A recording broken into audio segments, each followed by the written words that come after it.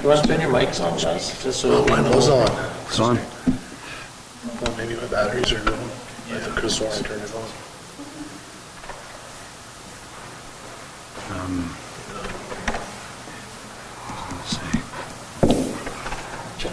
Oh, I didn't get those, I gave you those resolutions to sign. Yeah, we signed them. No, I gave you mine to sign. Yeah, we signed them all. You gotta read yours? Perfect. Usually it goes that way, right? No, I have our new colleague here has been reading them. So now you're Read them all. now you're on record.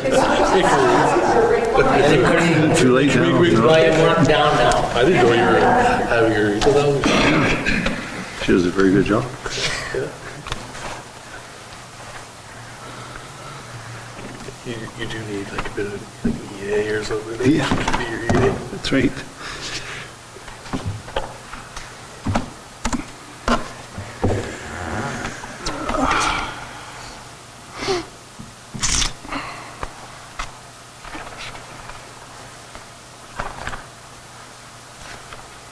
Two minutes and we start.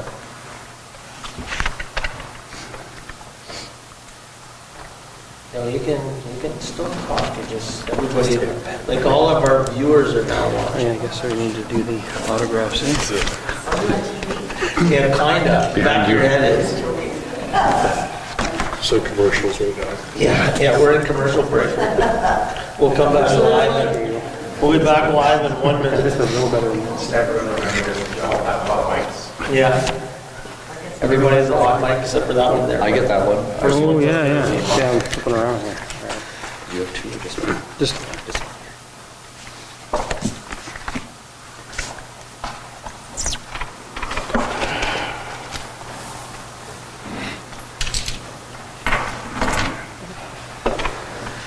Okay.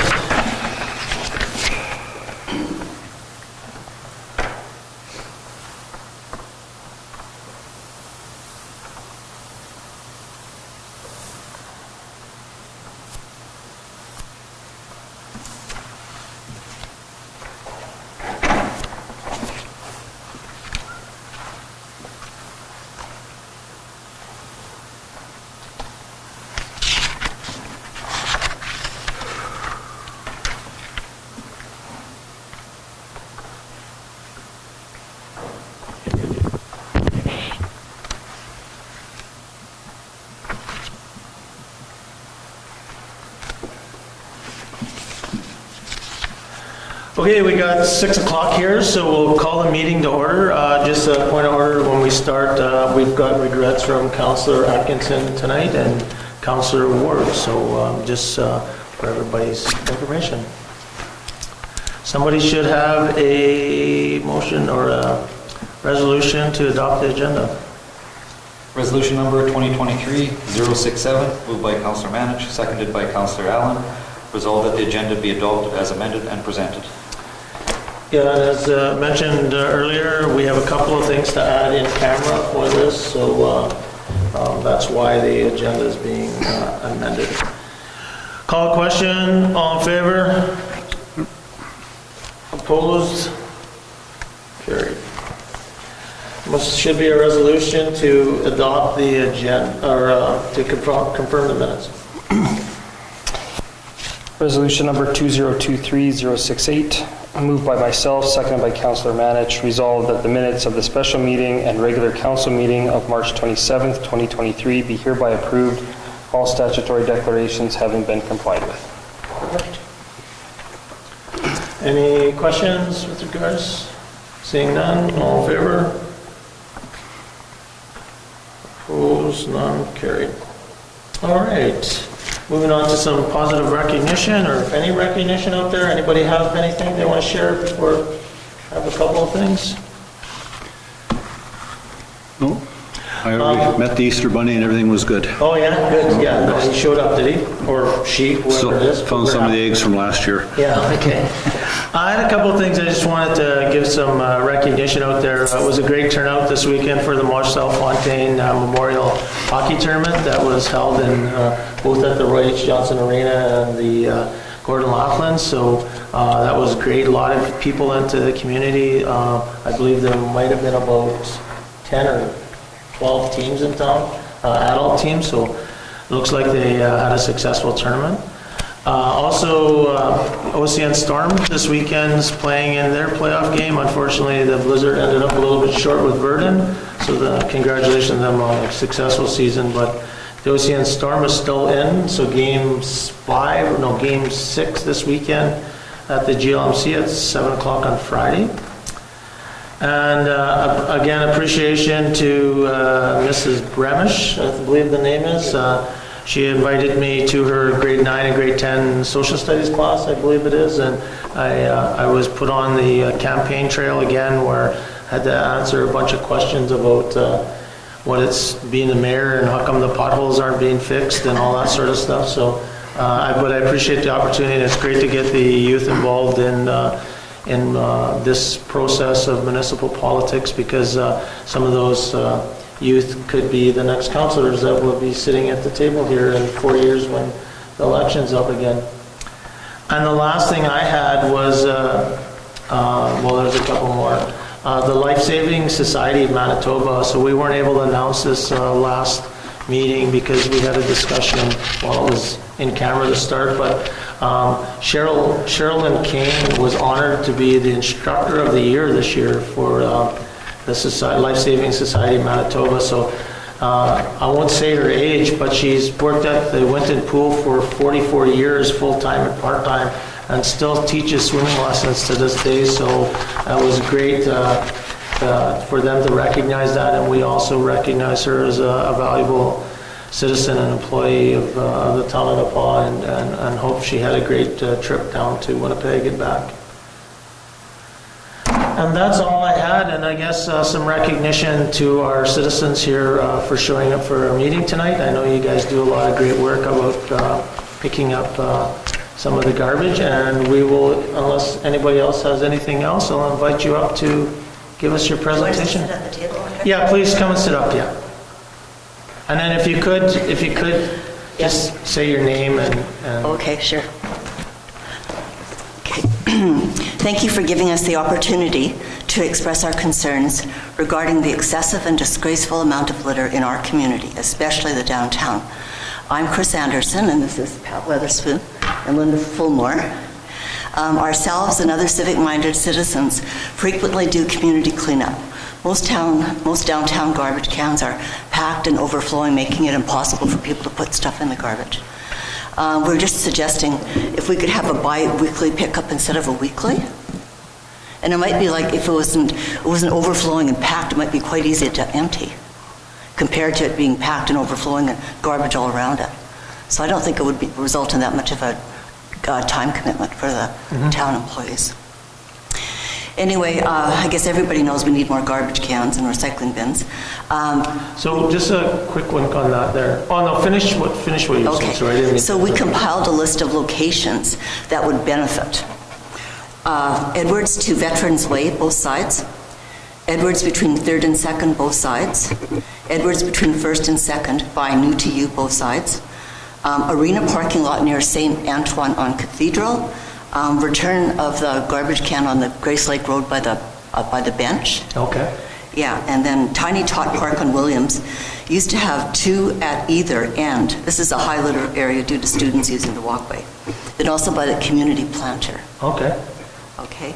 And we were wondering if the town could supply garbage bags for the volunteers. We could just come and pick them up, so wherever. No, I mean, we'll take what you're having to say tonight. We'll discuss it later in our, Yeah. we can't make. And then our other suggestion was that could we have a fall cleanup as well as a spring cleanup? Why not have 2 or even more? And could we bring back Tidy Up Tuesdays? Maybe the businesses could clean up in front of their stores. And that is when it gets cleaned, the garbage gets picked up is? I don't know what day they pick up okay. garbage. I don't No, pay like attention. you said, you wanted to go from weekly to bi. To bi-weekly, yeah. Because like when we go downtown, like I have nowhere to put it. I have to, Twice a week you want, not. I have to twice a put it week, in my 2 days. car and take it somewhere. Okay. And so any of them, we just wanted to end this by saying, let's all strive to improve the image of the paw.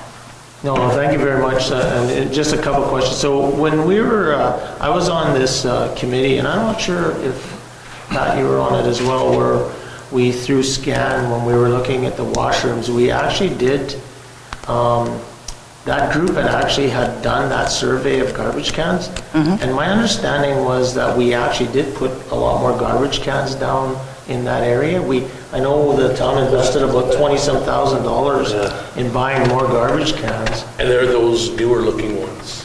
Yeah. Those ones that had, I want to say 3 bins, maybe it was just 2, but you see them like they're shaped like this downtown. But I thought we put in Yeah, much so more, but I'm not sure. I can't remember who, I have it in my notes because I was the chair of that group. I can't remember who, but we did, I thought strategically, because they were saying the same thing. But thank you for the note there. I mean, if you can pass that to... Yeah, I will. Yeah, just like when we were walking around, we were saying, if only there was a garbage can here, if only there was one here. You know, just by actually walking around and doing cleanup, gave us these ideas.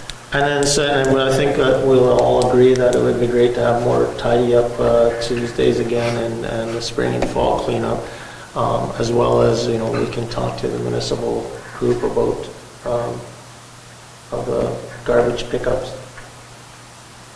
Thanks for doing the work and noting where the garbage cans need to be placed. And you're right, just about every day, the garbage cans seem to be overflowing. Oh, yeah. And I know previously the town did supply garbage bags and vests for the people that are doing it. Yeah, So I don't really need a vest. But just as you never know, someone might be coming down the sidewalk nowadays on a skateboard, you don't want to get whacked, Yeah. whatever. But Yeah, I guess that'd I'm sure we can, Mayor will look into that, and this time of year is probably the worst. Oh, yeah, it's absolutely the worst. Every day as the snow melts, there's more. I just can't get over how, I went to Easterville yesterday, and just at the corner of 10 and 60, people stop. I mean, people stop at garages to get gas. There's a garbage can at every garage. Yeah. But they throw the garbage out. It's like, see. Yeah, I'm part of the group that goes down to 10 and 60, and we've been doing that for 5 years. Well, you know where the turnaround is there? Yeah, I think it looks like a landfill. yeah, I know. It's just ridiculous. But Yeah, we're anyway. going to organize a group to go down once the weather's dry and the ditches are dry. Okay, well, thanks for doing what you're doing, and hopefully we can help in those areas that Yeah. you've addressed. It's good. So we'll get back to you for sure Okay, in the very next good. couple of days. If you just want to give Jen your information, that'd be great. Did you guys have anything else? Do you want to add anything, Pat? Do you want to tell us how great of a job we're doing or anything? Any positive sharing for us, Linda? Because you know, you guys used to be my wives, so. Yeah, I know we are. Okay, good. Well, thanks again, and thanks for all the work you're doing, like all joking aside. I appreciate people doing that, and it's unfortunate. I know I've got some messages around dogs and what's left behind there from the winter as well, so hopefully, I know our municipal superintendent was just talking to us about the street sweeper coming out pretty soon and that kind of stuff, so more to come. Good? Okay, well, hopefully some changes will occur. Yeah. Well, you have to stay for the rest of the meeting. Yeah. All right. Roy, you want to? Sure. Okay, thanks. Thanks again, guys, for giving me the time to speak with you. I'm here on behalf of the Chamber of Commerce once again. We have an arrears for the trade show for last year. It was a contentious issue with me and a couple of the members. They have sent me to ask to waive it. I know you guys have already sent a letter saying that you won't. So with that, the question is there. The original invoice amount was for $2,307.20. It's now $2,335.84, I think. 2,300 and what did you say? $2,307.20, I think, was the original invoice. It's now at $2,335.84, I do believe. So with that said, there's not going to be a decision tonight on that matter. But I do have a check here for $2,307.20. So if you decide not to waive the 2022 fees, I would ask that the $26 and some odd cents in interest be waived and accept this check as presented. That's the first thing. Now, we have the trade show coming up for this year. And that is the main reason why I'm here, is to ask for a waiving of those fees in kind for us for this year. We're trying to get back on our feet. There's going to be some changes in the near future. We want to rebuild our relationships with town and council, with DRM, with OCN, with all of our business owners. It's not going to be an easy task. We've got some admin work in some admin opportunities short term. You guys have graciously donated some office space. I've talked to Jen about that. We just signed a 24-month lease for that. So we'll be moving in there, and hopefully next week we're going to have one of our first meetings in this lovely chamber. So my ask again is for the 2023 year to consider waiving the fees for the chamber for this trade show. As it is a revenue generator for us, it's not huge. We do have other revenue generating ideas, but we need to get our min up and running. We need to get our members back together, and we just gotta start building those relationships. Some of the things we're thinking of is a golf tournament and stuff like that. So I think the revenue opportunities will come, and within the next 24 months, it would be nice to have our own space. But again, for me, if this space is open forever, why the hell wouldn't we use it? But not to have you here for the next hour or anything, Roy, but for me, and I think I like taking things on an individual case-by-case basis, right? So, because we will have people that use the arena and other space, and they may come in and say they want it for free. So, like, for me, in the past, I've heard that you guys have always paid. There's been been other scenarios behind it. So what's kind of happened, without getting into, I don't have every detail, but what's kind of happened in the last while where that is kind of made, because if this is just something where maybe this year you need a break to kick things up, what changes next year, with the organization that now you are able to pay? But is there anything, like one or two areas that you can kind of point to this is why, Trevor, or not really? Well, it's the last few years, from my understanding, have been very difficult with COVID and that. There was no trade show and that. And I think just rough numbers in my head, and I don't have the whole details because I haven't been around that long, but I think we probably make $3,000 or $4,000 a year off the trade show. And that's not enough for an event. That's nothing, you know what I mean? So we have to raise other sources of income. Our membership is down. That's something that our admin is going to tackle once we move in here next week. We're going to try and grow again that membership. That's a revenue source. And do some extra events. I like the idea of a golf tournament we talked about today. There will be other things too. And for me, being a past service club member, helping the community is a great thing. So the events that we would want to fundraise are not just necessarily for the fundraising. We would want to look at something that's entertainment for the community, activities for the community. And that's how we see our membership growing and revenues growing along with it.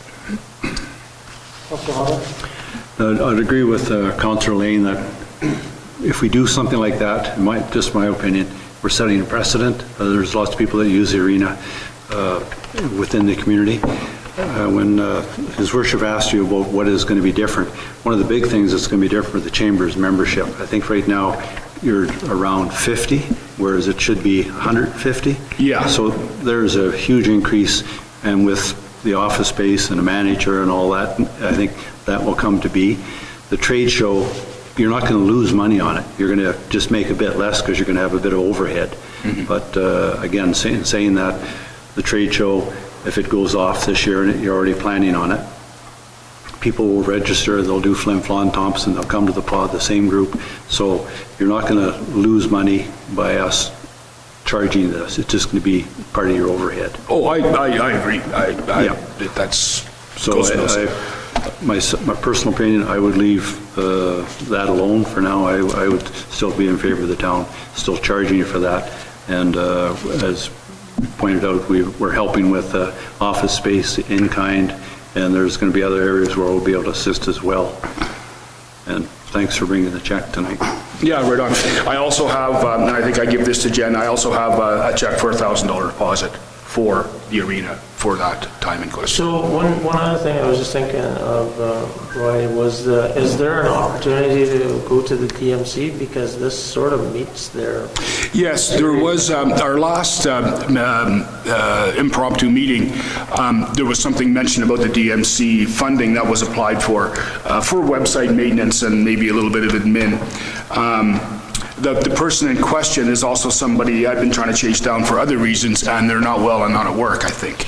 Yeah, but I believe the DMC would actually, this would actually meet their criteria of the DMC, because it's about attracting people to the community and supposedly putting heads in beds. So when you're putting on events like that, or like a golf tournament or those type of things, that funding stream should be available to you. And I would suggest applying for it.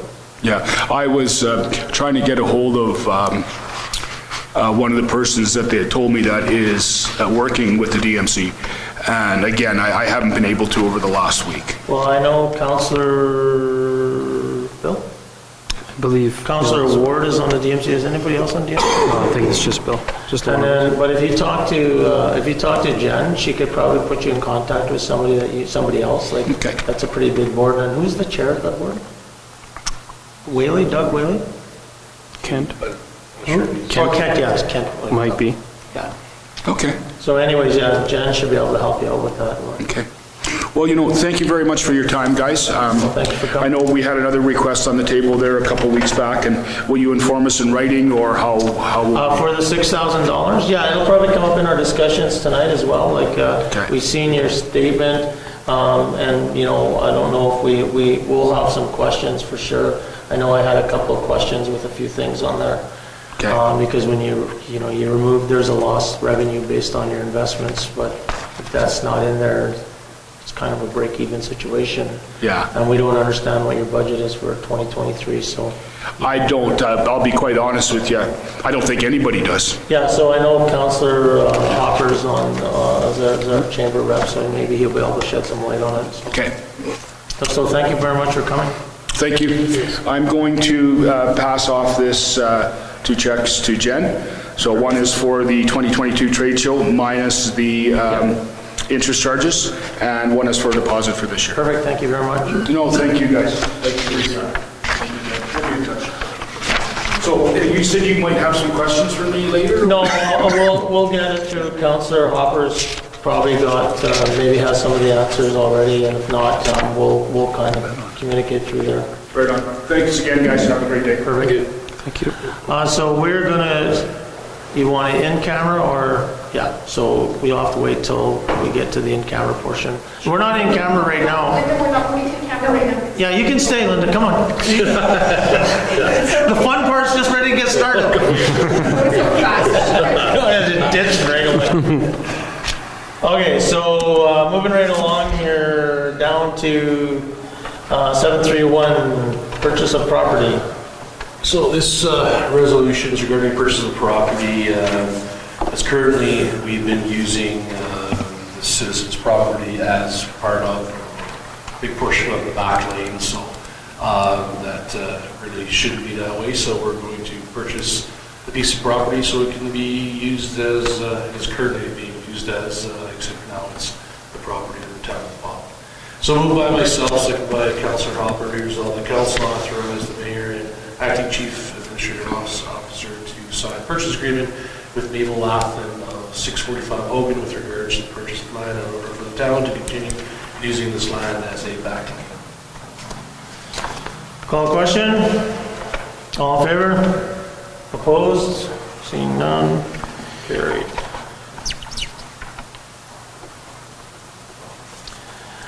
All right, 732, utility deficit recovery. Moved by myself, second by Councillor Hopper, whereas in 2021, there was utility deficit in the amount of $479,197, and whereas the Public Utility Board requires the Public Utilities to recover utility deficit for a given year, therefore be resolved the council approve applying the deficit of $479,197 against the working capital surplus for 2021. Call the question. All in favor? Opposed? Carried.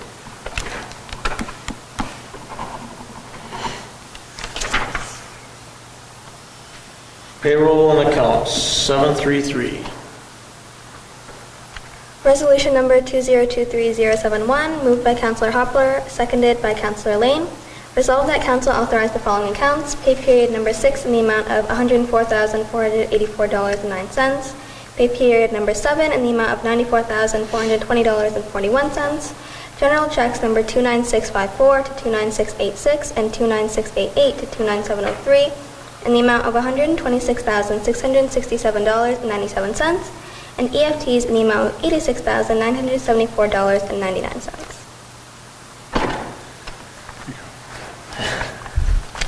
Everybody had a chance to look? Any questions with any of the checks, concerns?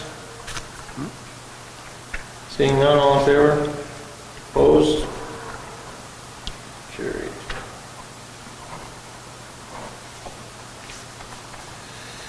Okay, 734, accounts and conflict.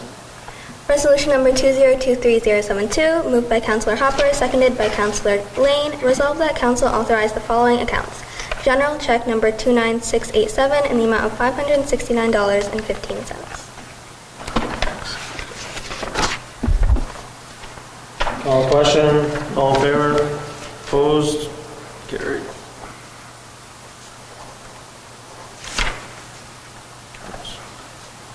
Lost my paper.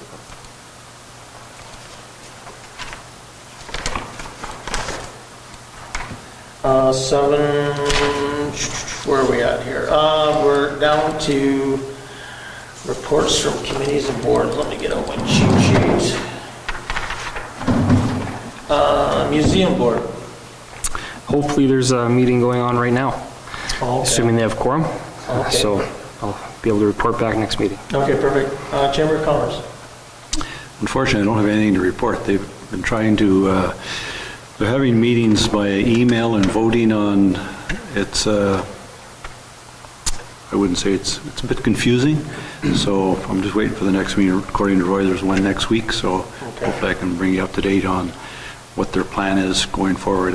They are getting their feet on the ground with the office and everything else, and manage. I think things will progress. The big tick there is to get the memberships up. Yeah. CDC, anything to update? Nothing, I'm trying to remember the next meeting. Our meeting was to be just today, and we actually was canceled. There's not really much going on.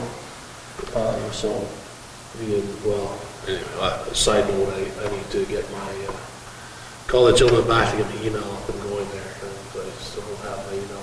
okay, So that yeah. was, anyway, sidebar. Councillor Ward for destination marketing. We heard that he's not here. Cedar Lake is Councillor Atkinson. She's away tonight. Recycling board, Councillor Manich, Next meeting is May 25th. May 25th. Library board. Scanned, there's nothing, I know I've heard, yeah, nothing on that. Kelsey Planning, nothing, I don't believe. KSD meeting, We're still waiting to schedule that. Thursday, right? There was talk, yeah. Yeah. And then the youth board. So last month in the community, there was the launch of the Young Voices of the North podcast. Oh, okay. So that's happening now. I think it's a really great thing that the youth in the community can, feel heard and have a space to talk about things that are important to them. They've had about 5 podcasts so far, so 5 contests? Podcasts, okay. yeah. So And how, like, if I wanted to comment Excuse me. on that podcast, I'd like to listen one night. not sure how often they make them, but it's available on their Instagram and Okay. various other And it's called again, what, Voices of... Young Voices of the Young North. Voices?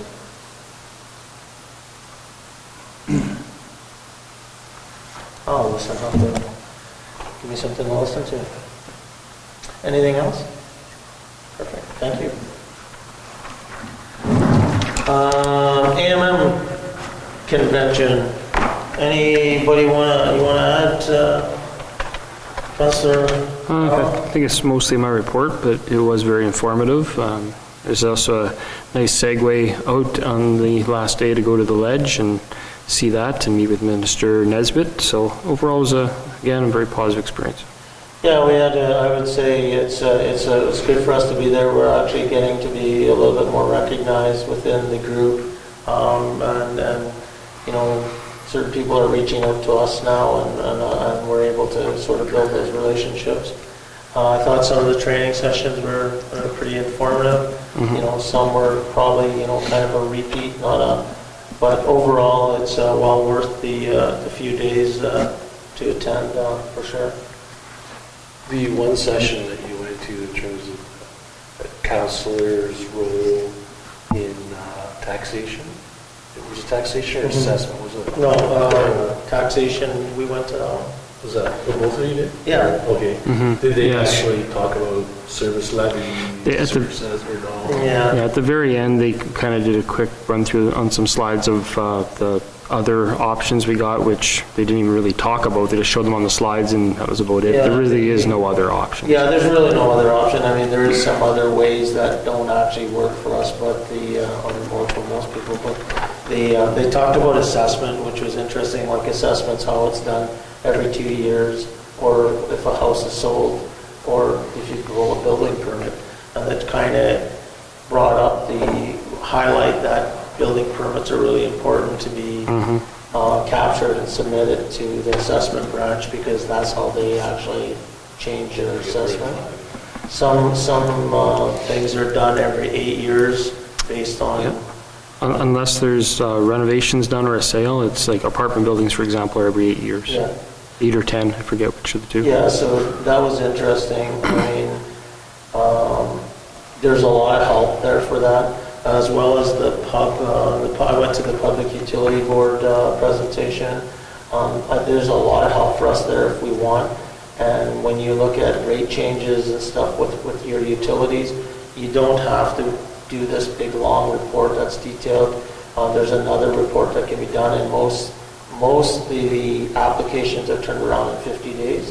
And it sounded like most municipalities do that and don't run deficits.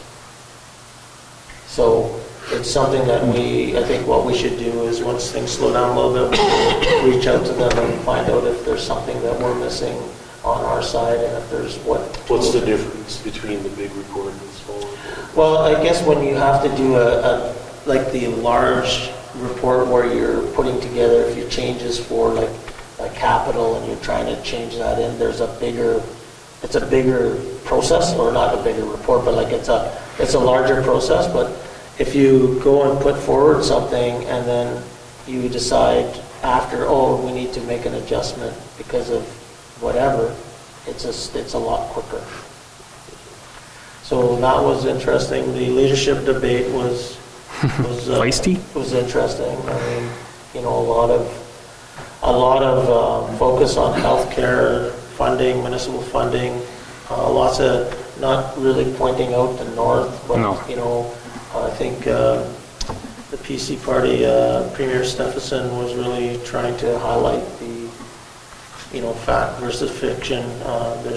It's hard to tell what's really going on there, but we did get pulled aside after and talked to. So we had hosted a roundtable for the northern, western, Parkland municipalities. We did a roundtable on sort of what's happening in your area, and it was based on the fact that the AMM is trying to ensure that their focus on this upcoming election has the key points in place in front of all the parties, so that people understand what's important to the municipalities. And it was interesting to see that, I know Trent wasn't there that day, but Jen was in attendance. It was interesting to hear how common the issue is across the province. Policing, public safety, healthcare. Southern Manitoba, or in southern rural Manitoba, not southern, ambulance services. When you're calling for an ambulance and it's taken 45 minutes. So it's interesting. So we don't know if it's going to be an interesting few months, but I thought it was well worth our time to be there, for sure. Just Minister Nesbitt, he's in charge of... Natural resources. Yeah. Did you, topic come up? Yes, I actually brought it up. Yeah, so I did share the concerns that we had with the last visit, and he has committed to me to have Rob Olson call me directly, because I did mention, it's this waterfowl thing. I know the regulation's in place now, so there's really nothing we can do this year, but what we're really concerned about is when we left this meeting, I think it created more confusion on our side, and that's what I shared with him. And what I wanted to make sure that there was a monitoring plan in place so that after we get through a season, that there's going to be a report and there's been some consultation to ensure that we didn't miss anything, so that whatever they fixed in the south didn't get worse in the north. And so they seem to be very open to extending these days to try it this year.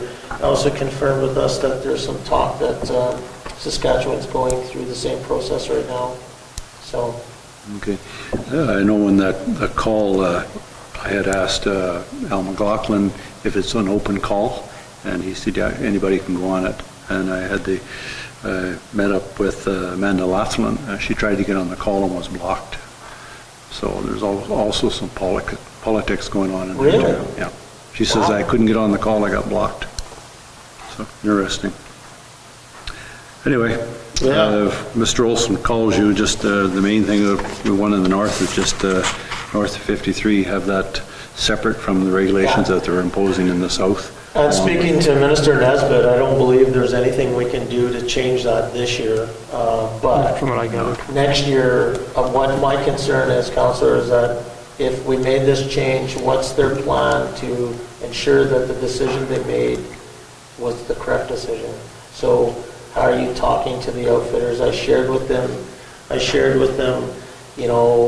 it's our understanding, or the impression we're getting is the northern outfitters and such weren't really consulted. But then he wasn't really sure about that either, so. No, and you did seem like this is still in its beginning stages. There's a lot of wiggle room to make some changes as well, so it was a positive meeting. There were some in hot terms of spots down south around the Delta and Okamic, and they had to deal with, but again, as tried to express on the call there before he did an exit on us, the blanket, it doesn't have to go to the full province. Yeah. It's affecting tourism every from Dauphin north. It's going to affect any tourism coming from the States that are coming up specifically for waterfowl hunting. A 7-day permit. It doesn't work for somebody to drive up from Wisconsin and be up here for 7 days, and then on those particular 7 days, you don't know what the weather's going to be like. Yeah. So a lot of them will come up for a longer period of time because of that. Anyway, I'm glad you brought it up, Tom. Yeah, no, we did bring it up, and we did share our concerns, and it seemed, my impression is that we got he acknowledged that, it's a work in progress, so. Okay, just some other correspondence. I wrote it down on this thing here. Just give me 1 second. The RCMP. I just got to find it in my sheets here.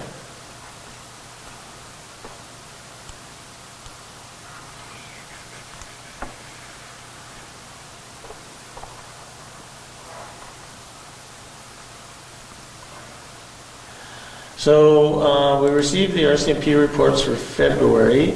So what I did is I just wrote down a comparison. So it looks like total traffic violations in the month of February compared to February 2022 or 2022. It was 85 versus 83 in 2022. Total criminal code was 199 versus 139 in 2022. I guess total criminal code, this is a little bit, 162 versus 147, and total property 111 versus 81. So seeing an increasing trend on the RCMP report, and then when I look through the detailed one on the mayor report, you can kind of see mental health is up significantly from 2022, like 3 times, almost 4 times as much. And disturbing the peace is up. Prisoners held is almost double, and mischief is up by about 35%. So some disturbing sort of trends, but it's hard to tell, as we talked about before, if this is when you're only comparing a point in time and looking, trying to from month to month as a comparison. So we'll see how it goes, but maybe we can get some clearer reports or figure out a different way of looking at it. Does anybody have any questions or concerns with that, comments? Oh, I had just a question. So like these reports here, I know that they've been doing these for quite some time. I used to get them when I was at the paper. Is it possible to get yearly totals, let's say the last decade or so we can maybe have a better idea I of can those ask, trends? because that's kind of what I asked for before, and they gave us that very detailed report, which was good, but I'll ask for the yearly totals, and maybe I'll go in and see them about it, because I agree with you, like we kind of need to see, it would be nice to see a bar chart with the months, with a new month beside it, and then a line across to show the cumulative. Yeah, and like you say, year by year, so like Yeah. is it just the last couple of years? Has this been going on forever? Yeah. No, for sure, I'll see what I can bring up to them when I talk to them again. No more citizens here, so moving into committee of the whole.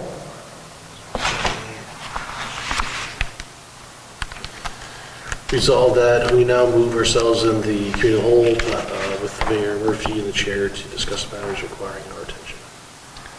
All right, down to RCMP retro pay costs.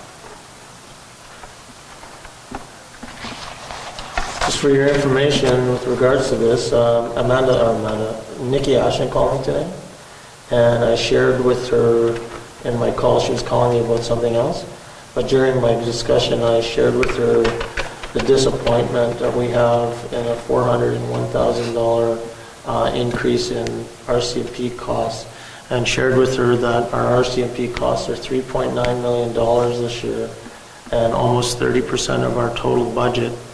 And if you take that, it's 25%, $3.4 million of school taxes. That doesn't leave our community a lot of money to get a lot of things fixed.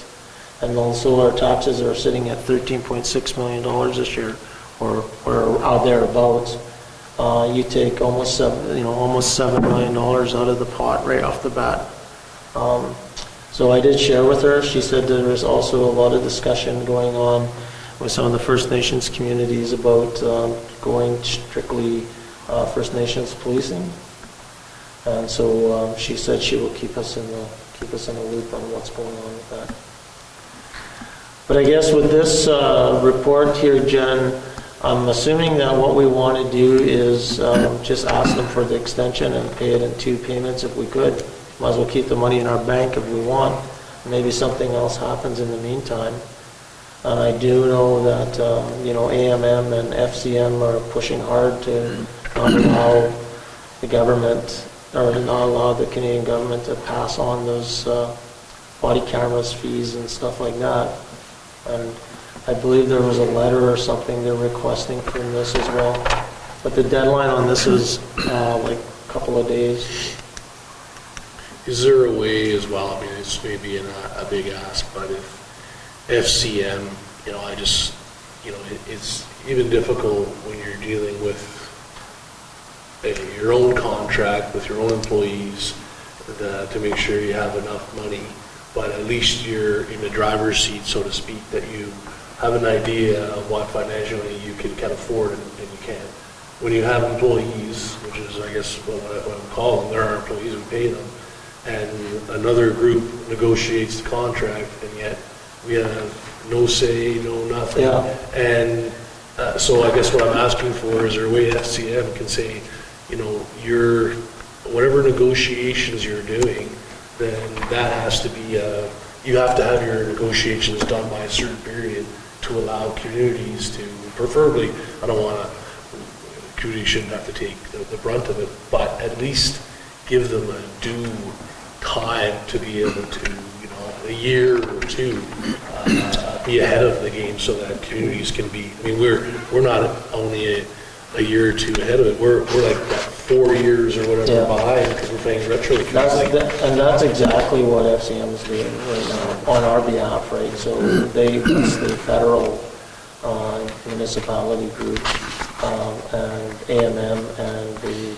Saskatchewan one and the BC one and the Alberta one, they're all, or not BC, Alberta, they're all lined up. They've signed a mutual letter, and so is FCM to lobby the provincial or the federal government on that detail. Specifically, we had no input in how we came in, so Councillor Oliver. Just, it's in hindsight, but what should have happened, we knew their contract was expired, we knew they were going to get a raise, we should have been putting money away in reserve to help offset a proposal of whatever percent Yeah, we're no, getting. that's a good point.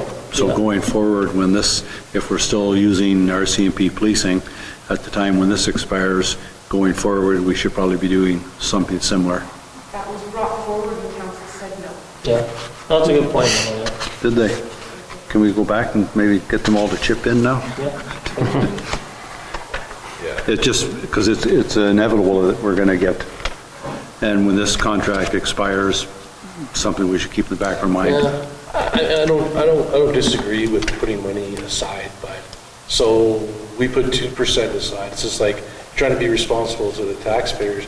You put 2% aside, and then they sign a 5-year or 5% over 3 years, and then we're saying, well, we should have put 10%. So you have this nest egg that doesn't exist that you're trying to put aside for all of these things that they're asking us to continue to. At the end of the day, the taxpayers are paying the exact same amount of money, so is it they going to get hit with it in 1 year, or are they going to get hit with it in over? You know, I wouldn't be putting away a high percentage, but something to offset. We know they're going to get some kind of an increase. I wouldn't put a penny away for any of the other things they're asking for. We have to be staunch, and I think every community has to stand up and say, we pay enough, we're not paying for your ammunition, your body cameras, and your Yeah. body armor. That's, And every community, I can tell you, is that from what our meetings down there, everybody's doing exactly the same thing. They're Yeah. pushing back hard on this. One of the things I was meant to call you today, Jen, about the RCMP cost. So what is like this is the first time I've ever seen an invoice or anything, and I never read our agreement in detail, but there's a lot of things that we're supposed to be getting in this agreement that we're not getting. So like, and I was going to call you about it, I was going to go through it with you, but there's like reports and budgets and manning lists and trends, and I don't think we see any of that stuff. And the other thing I was thinking is that when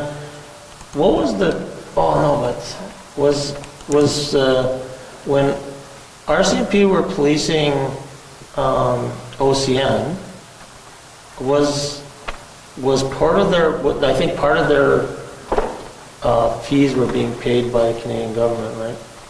yes. Yeah. And then so when OCN left, did we see, no, we didn't see any changes, eh?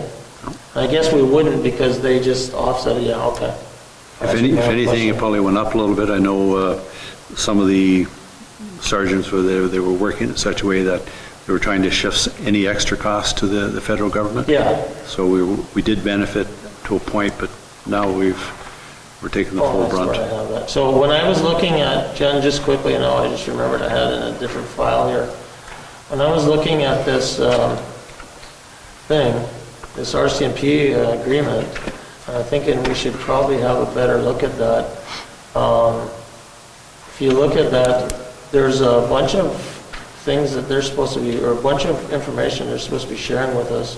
So like every fiscal year, the member in charge over there is to provide the CEO, who's me, a multi-year financial plan, for one example. And it says, each fiscal year, the member in charge and the CEO will, in agreement upon a formatted schedule, exchange information necessary for the RCMP to provide a multi-year financial plan. And so I don't think we've ever seen that. And then it also talks about, what we're responsible for. So I think we should probably have another look at this thing and go through it in a little bit more detail and make sure that we're doing our part on this agreement as well, and not just assuming that it's good forever sort of thing. Just a thought. No, definitely. Like I was looking here too, and it's even got under, I think where you were reading, for them to provide proposed multi-year equipment plans. Yeah, so are we no. paying for equipment? Yeah, and if no, so, what's exactly. the equipment we're paying for? Yeah. Yeah, no, I was looking at, like I said, I didn't read it in detail, but I was skimming it a couple of nights ago, and I was kind of highlighting, like, what the heck, I don't never remember seeing. Yeah. There's a manning list there too, like, we're supposed to see a manning. Yep. Okay, so I guess, Can I check with Laura that may come with the invoice every quarter? All that information. okay, yeah, maybe. I'm not sure. I have to check. Yeah, maybe. So, well, I think that even in that plan though, we're supposed to meet with them anyways, whether they send us a document or something.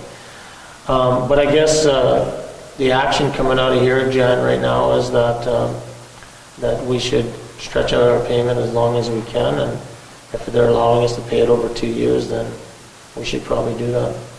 Might as well keep the money in our bank account instead of their bank account. That make sense, Jen? Was part of that first payment going to be in this year's budget? Was that? It's already in there. I That's believe. in there? Yeah. Because our RCMP cost went from 3.6 Yeah. million to 3.9. Okay, where are we at now? Okay, the chamber request. So the chamber's still requesting that we provide them $6,000. No. I don't see it. Well, I'll leave it. You guys have any comments? Don't have the money. Has anybody looked at that financial sheet? So when you look at it, one of the things, as I mentioned to him, so when you look at their financial sheet, that income loss there, so they lost, investment income loss, $19,800. So if you take that and you take that loss out of there, because that's your revenue that you can't depend on from your short-term investment, I'm assuming you remove that from your total deficit for the year, you're looking at that you've spent about $4,000 more than you should have, but it's still revenue. But the other thing I didn't understand is, what is that annual, like, Citizen of the Year trade show? It's sort of like just sticks out there, and I don't know what it does. I don't know what that is. That's when they have the award.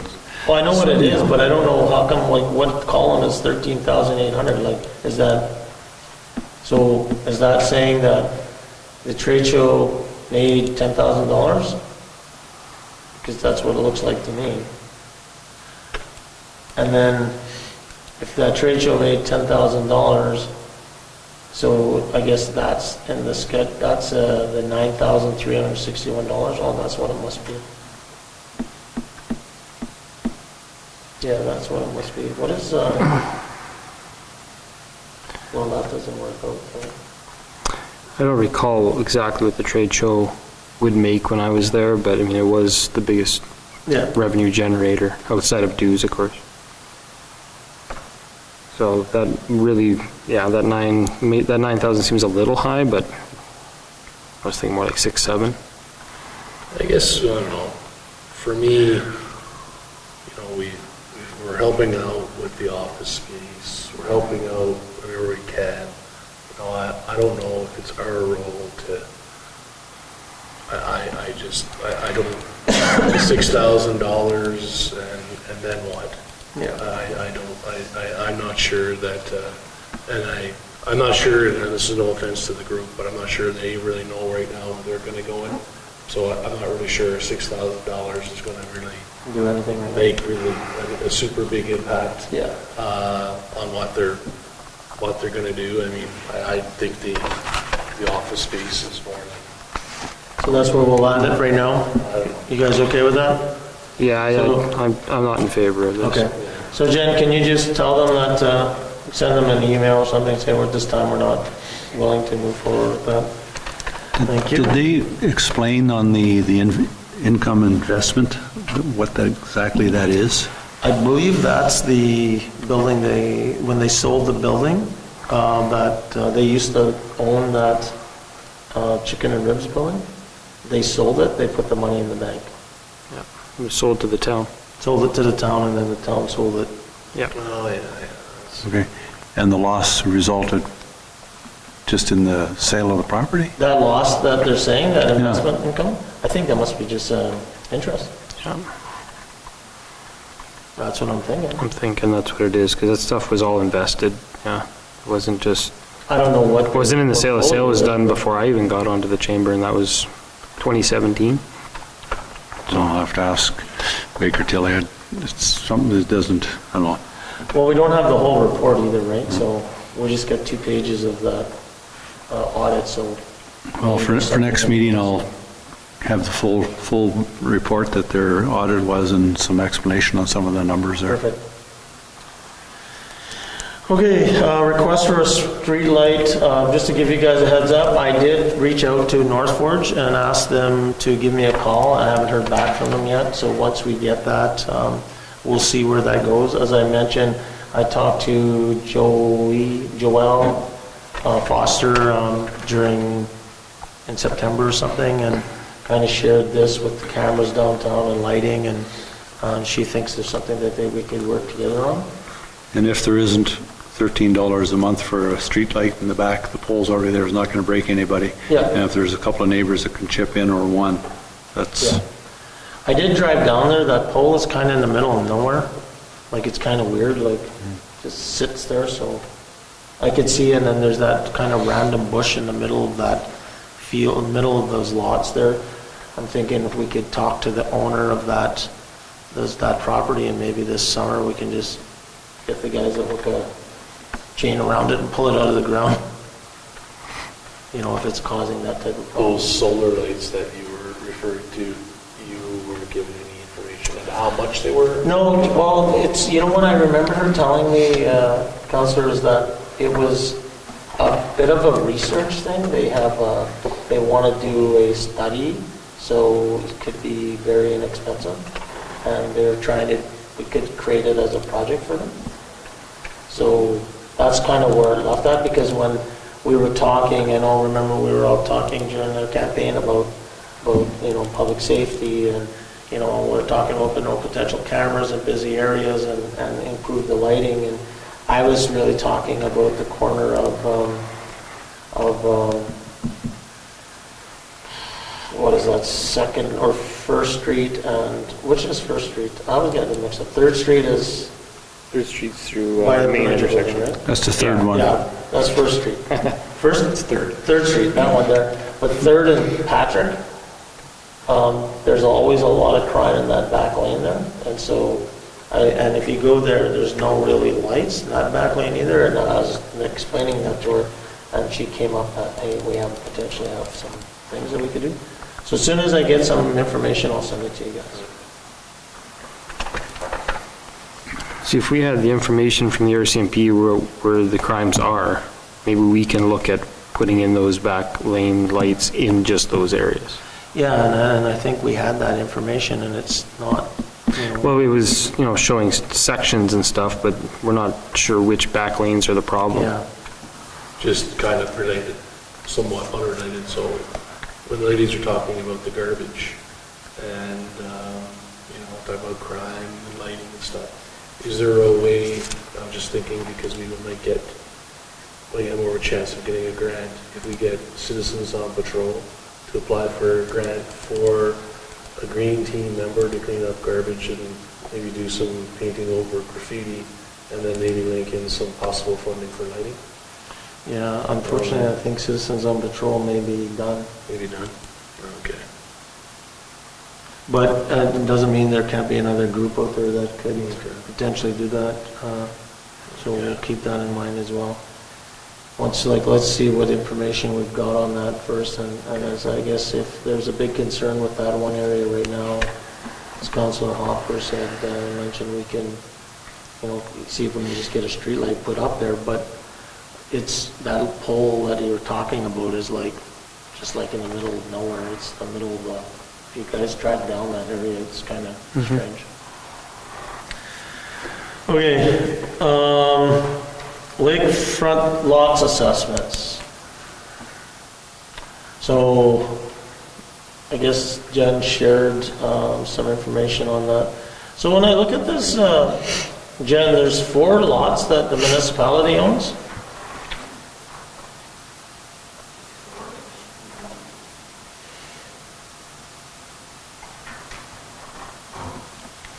Three. There's 3. There's one that we didn't sell each of the lots on either side of the pump house, 11, and then we own 11. 18, 19, and 20. Yeah, they left the 2 by the pump house. Which is, so that's 18 and 20 or Yeah, what? 18, 19, 18, 19. 20, on either side of the pump house. Oh, okay, so, and why are we selling those? Helen Betty Osborne. Oh, yes, right. One We- is going to be for the Betty Osborne Park, and then the other 2 it was supposed to be a buffer, just so that somebody wasn't living right next to the Yeah, pump house. Oh, so And we- then lot 11. yeah, so we should mark that. Okay, so I didn't know that. So only lot 11 is the one that's the municipality owns. Okay, perfect. Yeah. So are we going forward with that I subject? haven't met with Jackie. Yeah, so what we were, Jackie and I are going to hopefully next week get together and do his council plan. okay, perfect. So the plan is to provide it to Baker Tilly, advertise for a long enough period that it's an open bid, anybody wants it, same rules as before. Yeah, but I've asked Jackie with the CBC to help me with it. Yeah, no, perfect. So, so when we got this information, so they're saying that, and I'm not saying it's not possible, but the time they did the assessment, it was just currently a bare lot, but yet they're living there and have a full house in some of these ones? So, Because they haven't been back since to assess it. but I mean, July, okay, I'm not saying you can't get a lot of work done, but to go from a bare lot, I mean, I guess maybe they could have brought in an RTM or something, I don't know, but just seems like a lot of work done in I thought a fairly short period of time. Number 5, that's what you're referring to, lot 5, where we have their lot was there July 2022. That was definitely an RTM, and it went up like Oh, okay. instantly. Okay, well, I mean, I'm just. When it's an RTM, there isn't much, That's it appears instantly. that's a psychiatrist, I think, that has that one. No. His is further This is down. 24, I believe. Yeah. Anyway, Assessments Branch went there in July, and now they're not going to go back till next July.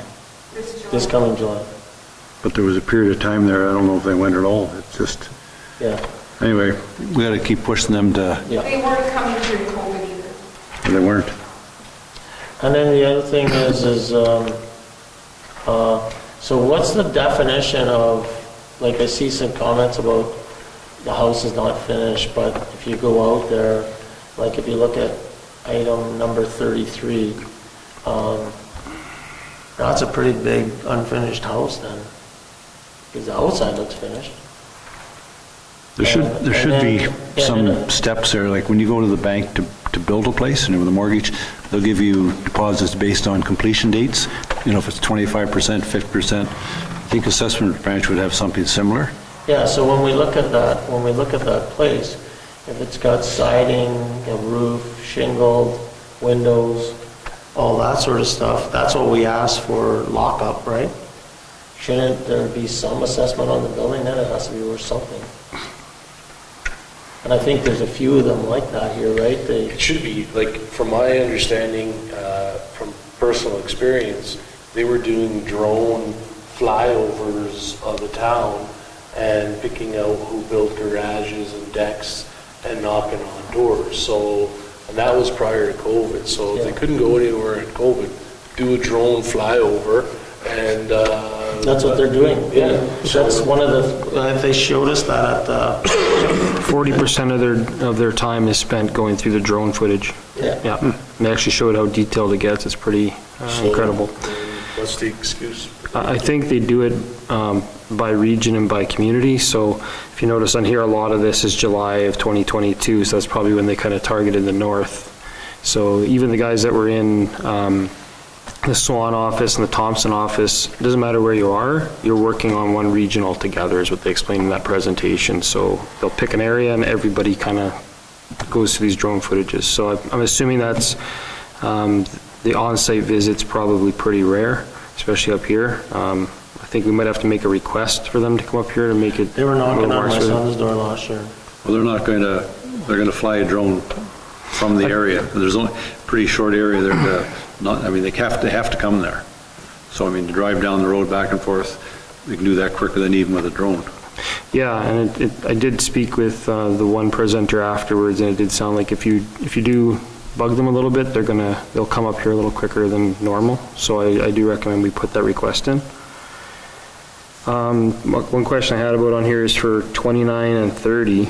Is there anything on those lots, Jen? Yes. The foundation basement is on 29, 30 is an empty lot, still developing. So is there a reason they're listed together? Is it like when No, you? it's both lots. Okay. 29, 30, 32, 33, 1, 2, 3, and 4 were not part of the $1,000 deal. Those were the ones that were purchased at the very, very beginning. Right. Okay. Where they bought one and bought the amount that they paid and were given a second lot. Right. Okay. So 33 has been completed, but there's still no assessment on it. Oh, it looks like there's a lot of house there. On the outside, I Yeah. don't know what Yeah. the inside is. Yeah, I know, but like I said, I think it's valued more than zero. It seemed to be, when there was the issue about where the house actually was, spent a lot of time looking at that, so I mean, like Councillor Turner saying, just put pressure on them, tell them to get up here. I also would like clarification on why there's some differences in dates, because like most of this is July 2022, but you'll see a couple in here where it says we were here August of 2020 or September of 2020. If they're all basically together, why are you skipping a lot or two? Depends on when the building permits were submitted. Yeah, but I mean, if you're gonna come up in July of 2022 to see lot 27, why lot 29 and 30 were you not there since September of 2020? Like, that's a 2-year gap, and you just turn your head and not look at those lots when you're going by them, because you're gonna go right by that, and then the very next one, lot 31, July 2022. So, are they like, is there a reason why you would skip 3 or 4 lots in here? I can tell you 29 and 30 had nothing done until last summer. So after 2020. July of 2022, you figured? Yes. Yeah. It was August that the basement foundation went in on 29. Even some of the ones they have listed as bare, though, they did July 2022, like lots 22, 23, 20, yeah. So there's a couple here that Maybe they we should just list as ask bare them and they to give still, us a firm date when they're coming. yeah. Okay, so more to come on that, I guess. Let's move into application for water sewer review evaluation. So, not sure why were we talking about this again, Jen? I know this is the one that we submitted and didn't get. Yes, and council asked for clarification. And the clarification from them was, didn't meet the criteria? Didn't meet the criteria, and it was more of a study. Town of Paul application did not meet the eligibility criteria, as it seems to be an engineering study that is out of the scope of the program. Yeah, and then I quickly looked at this, and when I looked at the requirements, it seemed like value for money service reviews of programs and services and eligibility, evaluate services or programs such as transportation, water, protection and sewer, recreation, and other within the financial plan be supported by a council resolution and results in a report that specifies actionable recommendations for cost savings and improved efficiency. So for me, that sort of meets the criteria, because it says if you're going to study loss of water, so I don't know, I don't really get that. Maybe they could be a little bit more specific. It says it will not be accepted if it's opportunities for revenue generation to reduction in frontline services, applications for new programs, which it's not, and objectives beyond municipal or planning districts accountability or just, so I don't see why it wouldn't have been.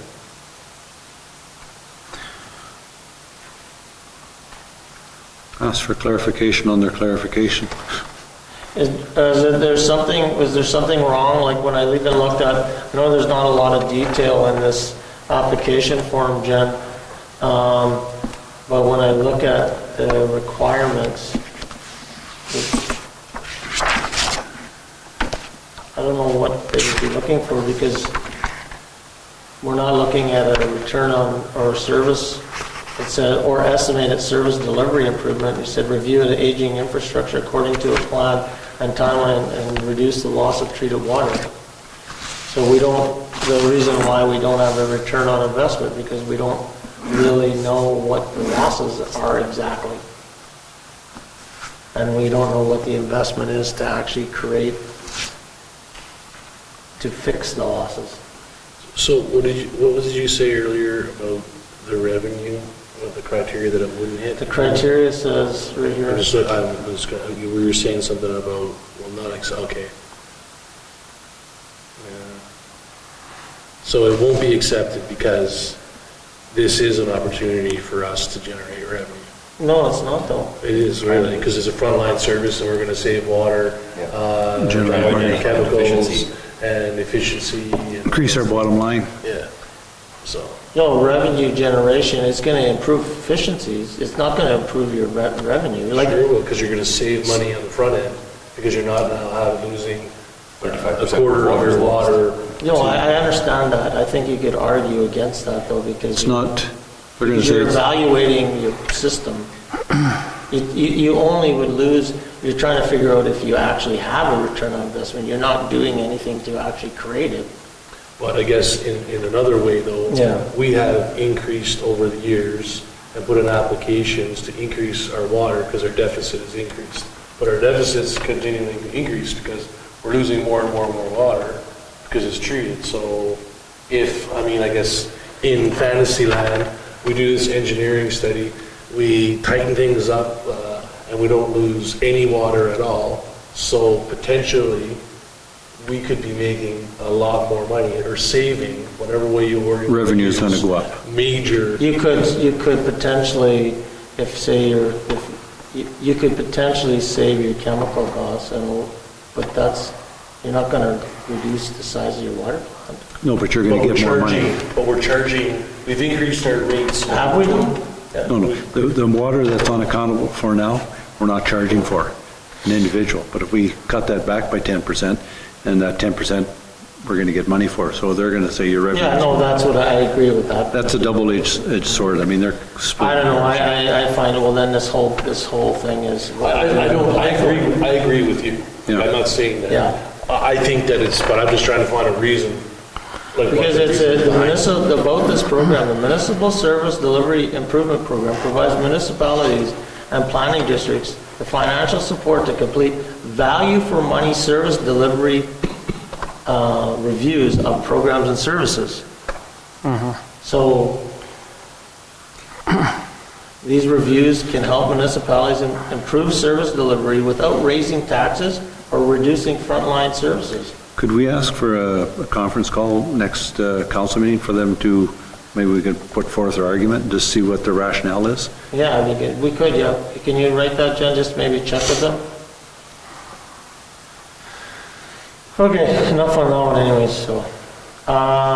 Opaskwayak Ag Society has requested again, a donation.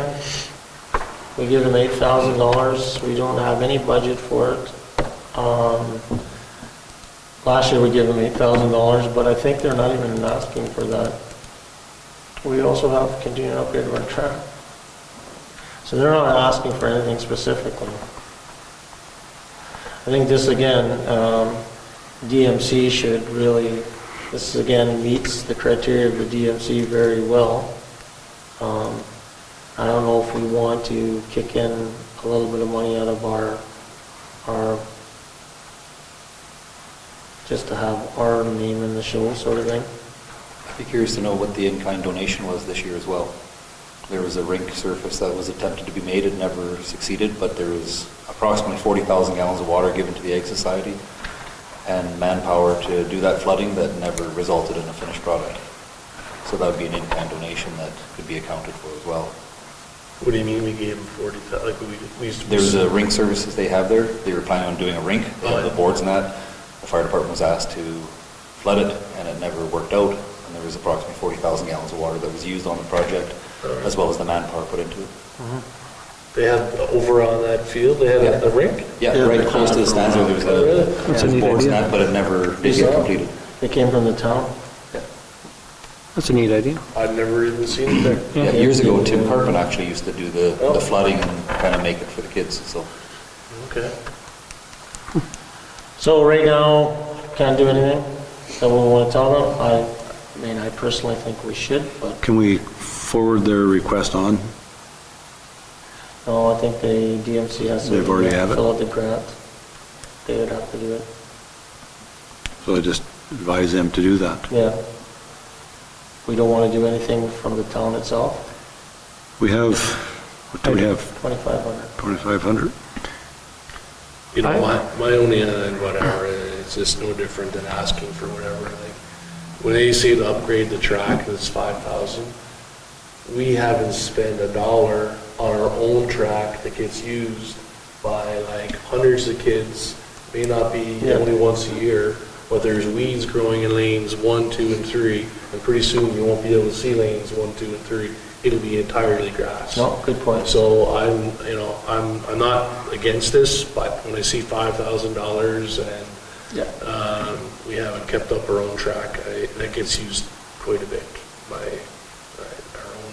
I believe they did apply to DMC last year, got both from the town and from the Okay. Just throwing that out there. Okay. Could be wrong,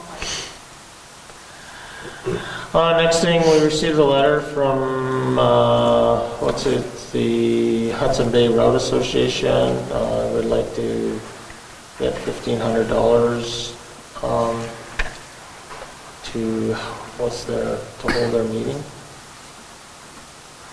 You know, again, this is a very important group, I believe, for our area. I mean, if we're looking at becoming a shipping area, these are the guys that we're going to need to be working with. So I would personally like to provide them a donation because the town should show our commitment. I'd go for that, for this one. I'm not opposed to it, but I'd like to see these things go through the DMC first. Yep. I almost, again, not never to hijack the actual question itself, but I would almost like to see, so for example, how to make it complicated, easier, Hudson Bay Route Association, okay, so the request goes in, there are approximately 45 rooms needed, 40 times an amount, whatever equation you want to work at, then that goes to the DMC because that's an X amount that's going to go back to the tax dollars that's going to pay for it, and it's kind of not do we give them 2,000, 3,000, or is it 1,500? Well, whatever you are putting heads and beds in, there's an equation that we kind of do. If the group of chalk wagon racers are bringing up 200 people that are going to stay in at the hotels, then there's an equation for that.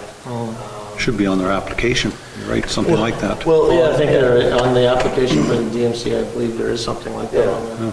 Yeah. Makes No, sense. just the only reason why I'm talking about the actual numbers and is like, it shouldn't be necessarily the greatest written letter in terms of their need for money. It should be based on, we're bringing X number of people in, because that's now going to, have a bigger impact on the amount that we get back from the next year's amount of money.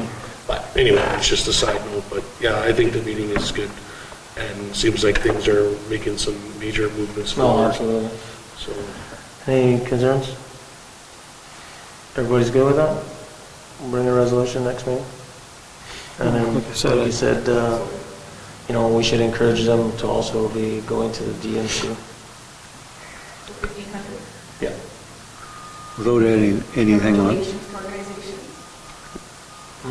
And it'll come out of the donations to organizations. Well, our budget's not done yet. Well, in reality, what's so $1,500 in a or a $13.6 million budget? yeah. Like, I mean, if Laura, if it's not too difficult, I mean, We find stick it in out. there. Just without adding something on the agenda, or trying not to, the maintenance track that you're talking about, what does the town spend on that, and is there any grants put out for that to have it? Like, it's almost to the point where it's not going to be able to be used. There is grants, though, didn't they do something with that, Charlie? I thought that somebody had applied for the grant a couple of years back.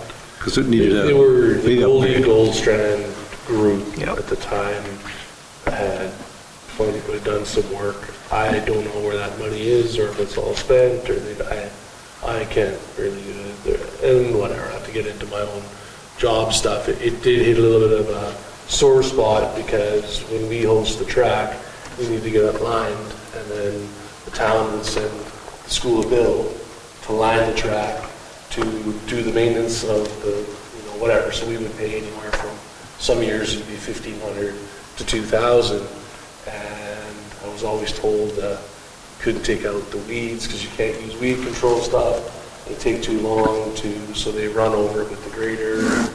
I'm not saying they could do it, but the school would pay to kind of upkeep the track. We use it, I'm not saying that, but it needs a little more, a little bit more attention than just $1,500 any given year. There were, I think how it looked 25 years ago was a lot different. There has been no real maintenance on some of those jumping pits and et cetera. So Maybe this is a good topic to add to the agenda for the KSD meeting. Yeah, sure. The track, and because I think there's actually, that's a good point, there was some confusion over that committee on who was responsible for it. Yeah. And I thought there was some major work that had to be done to it. It was going to cost a lot of money.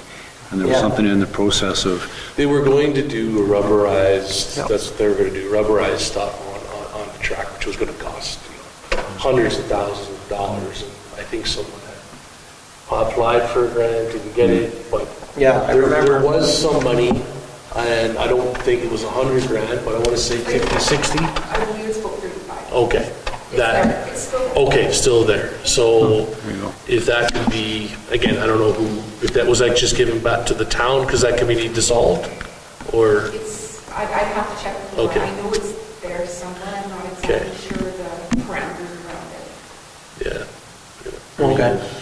Well, like I said, maybe that's a good topic to add to the KSD meeting, just the track and, and then it can be brought back to council. yeah, just on what's going on there. All right, next thing is this abuse policy thing. I mean, honestly, I went through this today, just not in detail. I don't see the big deal with this thing, to be honest with you. I don't know why Paul is so worried about this. Like, it makes, My honest opinion, if it was that big of a deal, it would have been a topic at the event yeah, while we were there. I don't know why we just don't go forward with it. I don't think there's any insurance risk. All the other communities, like every community that I've talked to, every mayor, they're all doing it. I don't see an issue. I think one of the things is that we would have to, on number 7, the screening, regularly monitoring people who have access to or interact with children. I don't know how you do that.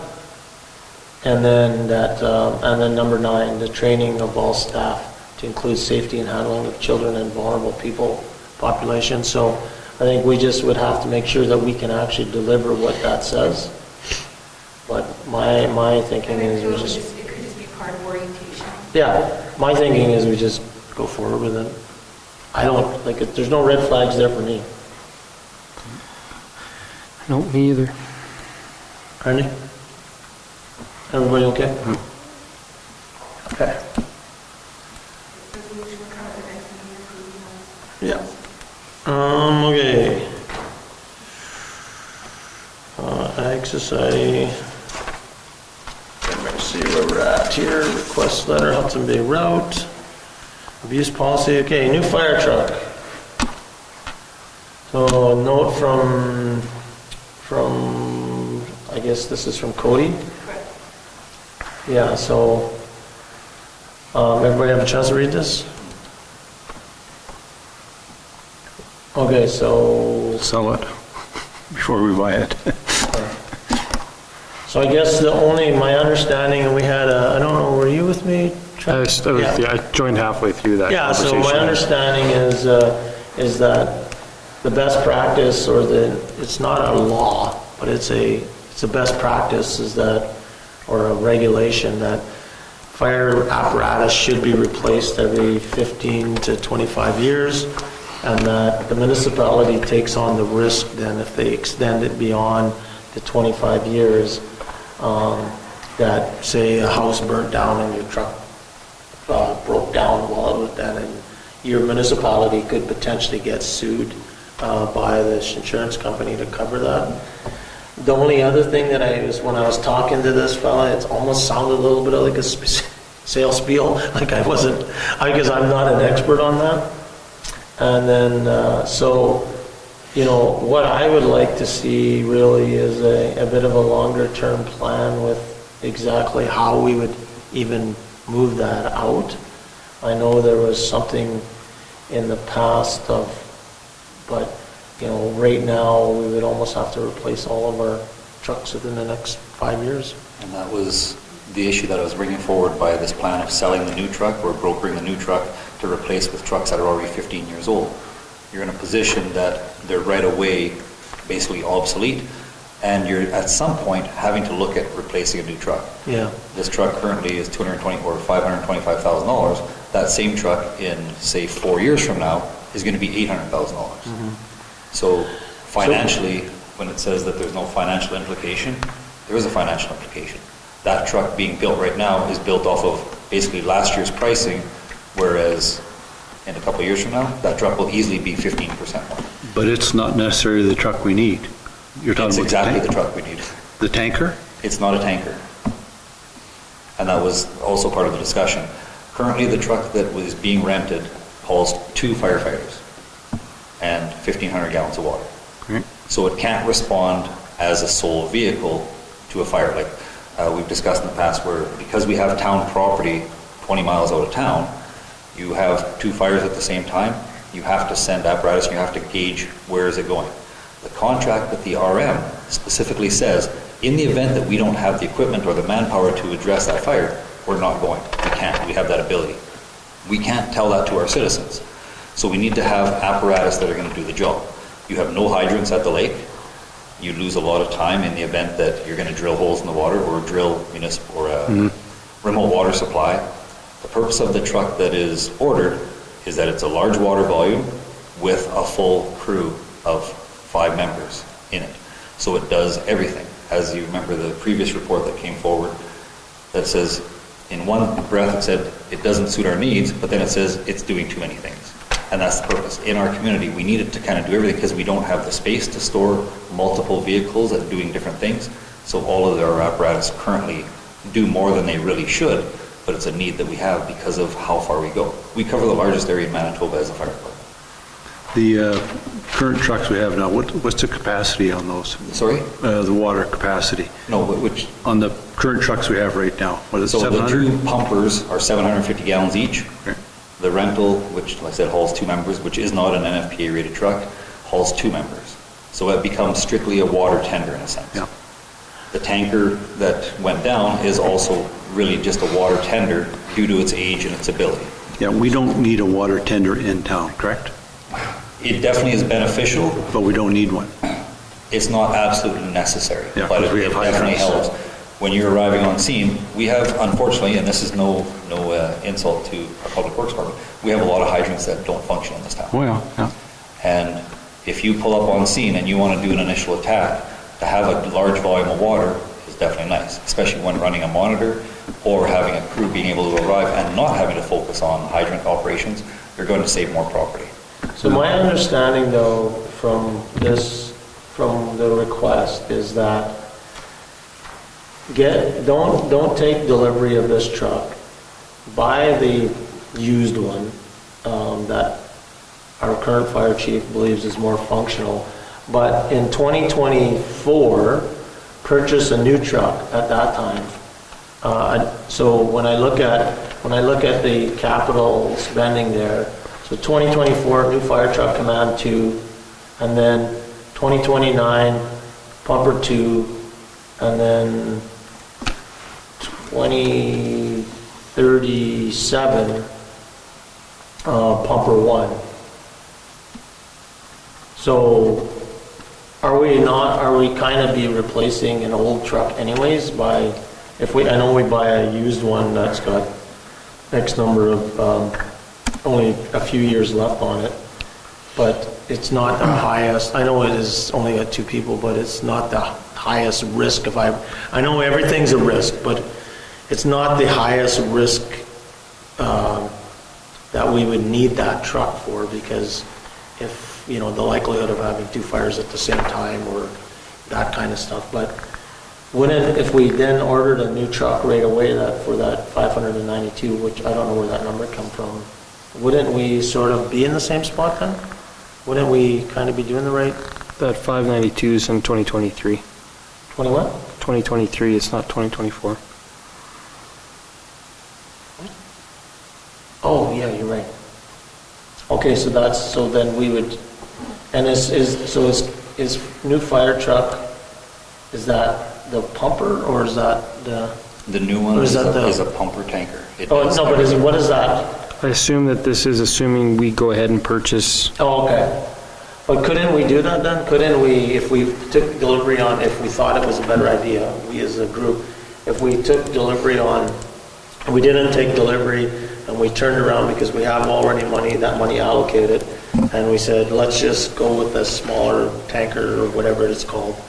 And then we go and look at our fleet and say, well, really, the next truck that we should get in line, because I don't know our ages, that's why I wish we had more. You have a detail. 1999, that's pump 1, which is 750 gallons of water. That's used mostly as our rescue and remote Yeah. truck, the one that goes to the RM. You have pump 2, which is a 2009, which is also 750 gallons of water, which never goes out of town. That one will go to the mill, and there's always been a discussion, because the mill is town property, it will go to the mill, and it could go to Clearwater Lake. In the event you're losing, then your primary pumper in town. And then the truck that you're currently renting is a 2009, so again, and I think the purchase price was $325,000, so you're buying a 15-year-old truck for $100,000 less than what this truck was originally ordered for. Yeah, I don't know what the price of it was. 325, I think it was 323, I think is the number I saw, Yeah, I don't know. for a 15-year-old truck that holds 2 members. Yeah. And it's not an NFPA rated truck. Because you have to have, the NFPA, like I say, is a guideline, but when it comes to an apparatus, you have to have certain equipment in it to avoid that. My understanding right now is none of our trucks would be rated. Yes, they are. Because, what I was told is that, what I was understanding during those discussions was that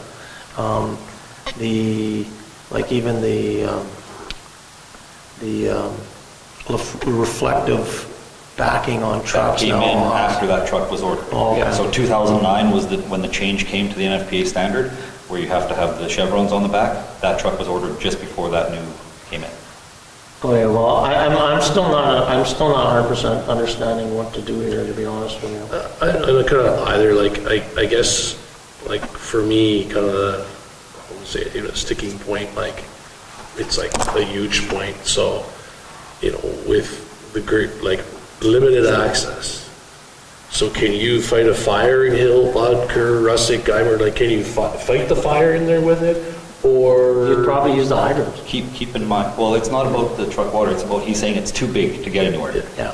So this truck is 2 feet longer than the truck we've had at Christmas time go through every area in the town of the Paw, including most of the ones he's listed here, without any issue.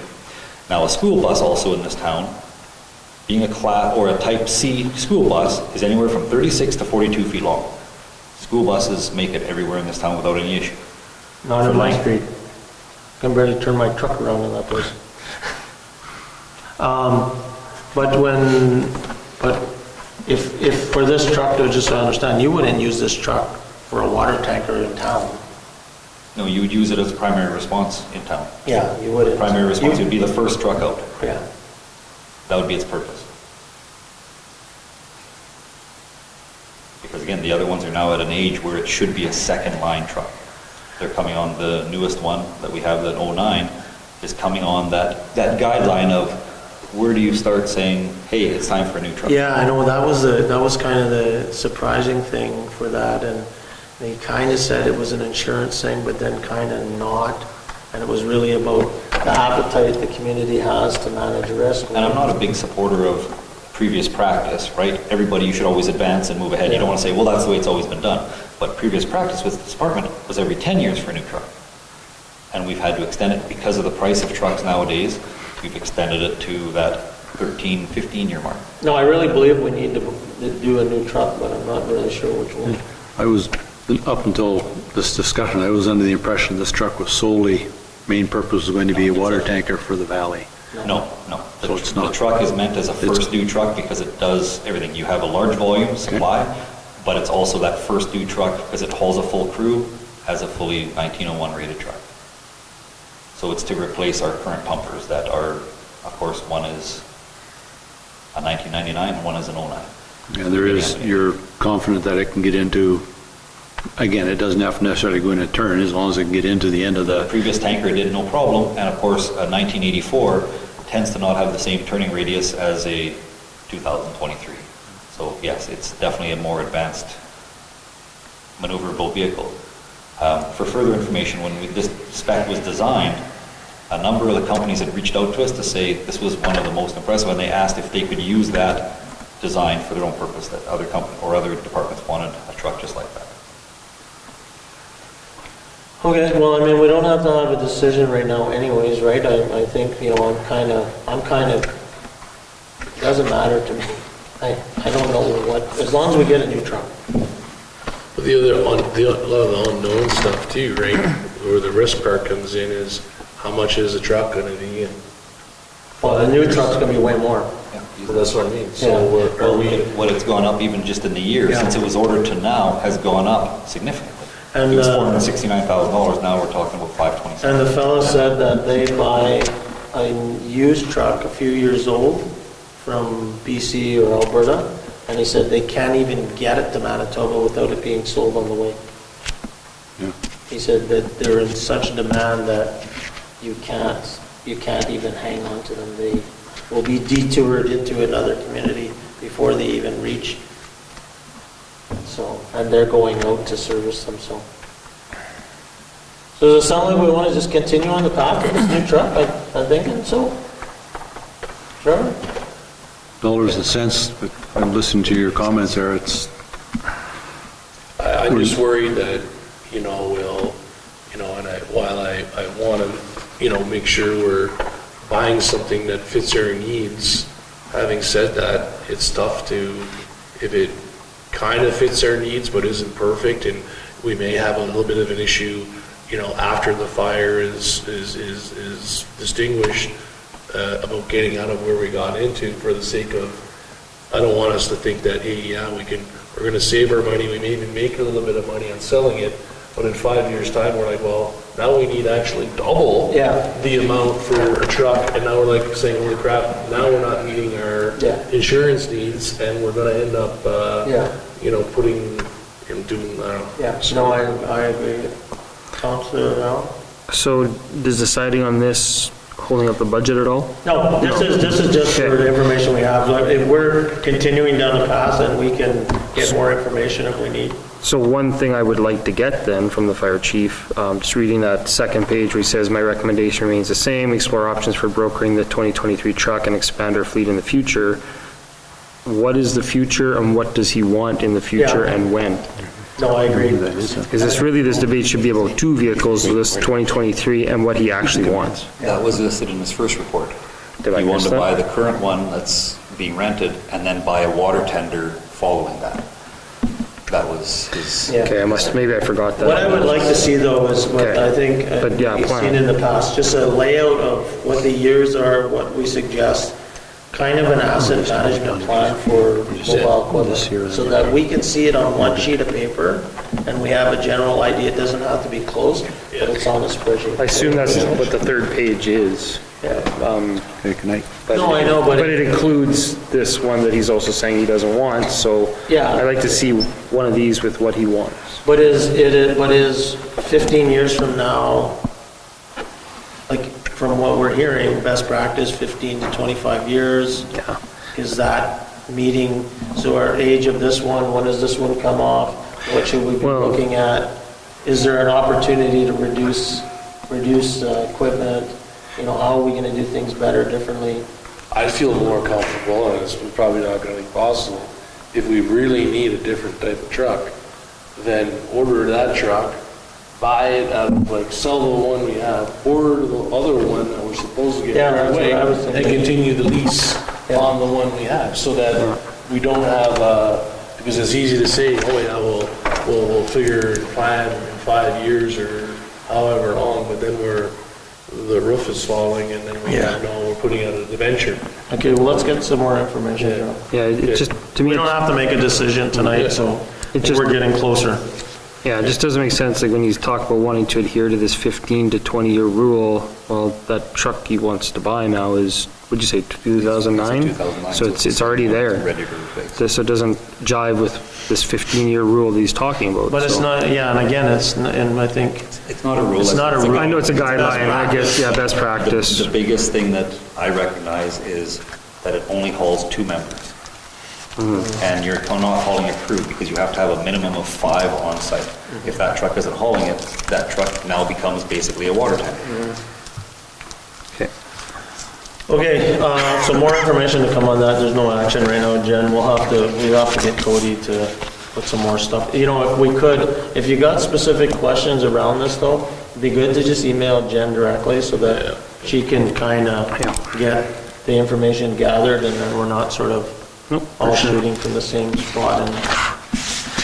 Okay, so I guess we're moving into camera there. Resolve that we now move ourselves into the in-camera portion of the committee of the whole with Mayor Murphy and the chair to discuss matters requiring our attention. Okay, we'll start off with, we'll start off, I'm just gonna tell them to move up here. Yeah, he's gonna shut it off. Yeah.